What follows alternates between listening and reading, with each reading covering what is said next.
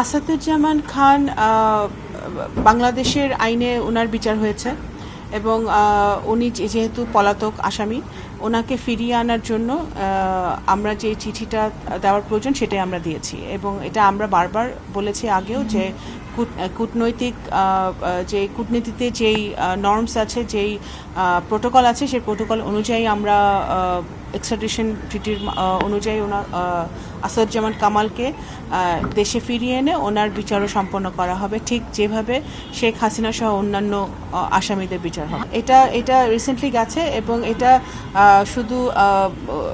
সাবেক স্বরাষ্ট্রমন্ত্রীকে উদ্দেশ্য করে এই চিঠি দেওয়া হয়েছে এবং এটা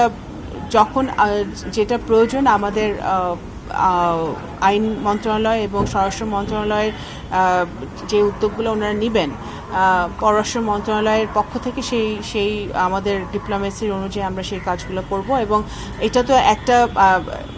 চলমান প্রক্রিয়া যে যারা পলাতক আসামি যাদের বিচার হয়ে গেছে সাজা হয়ে গেছে তাদেরকে ফিরিয়ে এনে বাংলাদেশের মাটিতে বিচার হবে